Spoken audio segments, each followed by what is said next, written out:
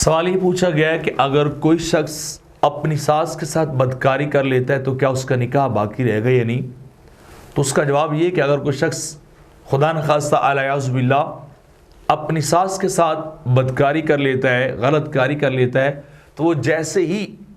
اپنی ساس کے ساتھ ایسا کری فیل جو ہے وہ کرے گا تو اس کا نکاح فوراً ٹوٹ جائے گا اور اس کی بیوی اس کے اوپر ہمیشہ کے لیے حرام ہو جائے گی اور ان کا تعلق جو ہے وہ شرعی طور پر فوری طور پر ختم ہو جائے گا۔ یعنی یہ نہیں ہو سکتا کہ وہ بیٹی کے ساتھ بھی فزیکلی تعلق اور ریلیشن کو قائم کرے اور اس اپنی یعنی ساس اس کی ماں کے ساتھ بھی قائم کرے، تو اسلام کے اندر یہ چیز ناجائز ہے، چونکہ جو ہے حرمت مصاہرت مطلب جو رشتوں کی وجہ سے حرمتیں ثابت ہو جاتی ہیں، وہ احناف کے نزدیک وہ جہاں جائز تعلق نکاح کے ذریعے سے ثابت ہوتی ہے وہاں زنا کے ذریعے سے بھی وہ حرمت مصاہرت جو ہے وہ ثابت ہو جاتی، مطلب یعنی جہاں دو مرد اور عورت ان کا کسی طور پر بھی فزیکلی جسمانی تعلق ریلیشن قائم ہوگا، سیکس ہوگا، تو اب ان کے اصول اور فروع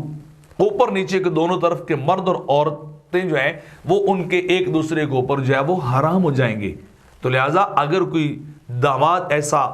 کرتا ہے تو اس کا نکاح ٹوٹ جائے گا اور وہ پھر دوبارہ اس کی بیگم جو کبھی بھی